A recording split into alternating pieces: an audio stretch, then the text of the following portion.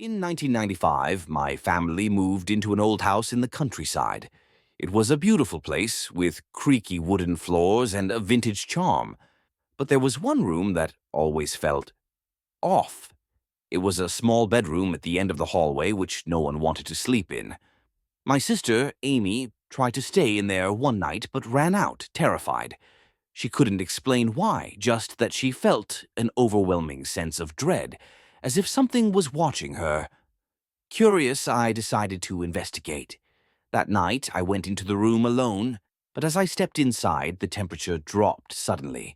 The air felt heavy, like someone was standing behind me, though I was alone. I turned to leave, but the door slammed shut with a loud bang. Terrified, I tried to open it, but it wouldn't budge. I could hear whispers, soft, almost unintelligible.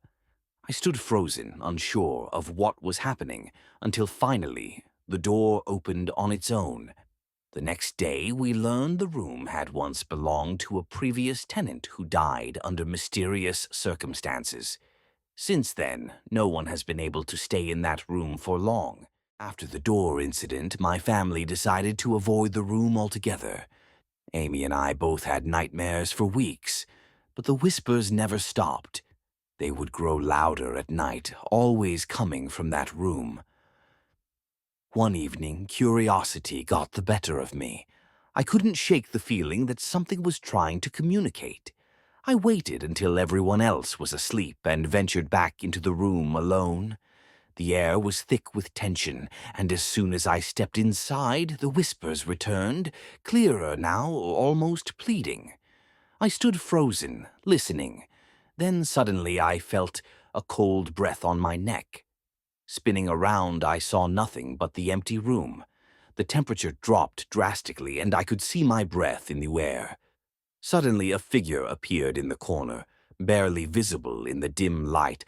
A man, his face pale and twisted in pain, his eyes hollow. He stepped toward me, whispering, "Help me!" Terrified, I ran out of the room, slamming the door behind me. The whispers ceased, but I knew something was wrong. The house didn't just want us there. It wanted to trap us. The next day, we found out that the man had died in the room under strange circumstances. His body was never found,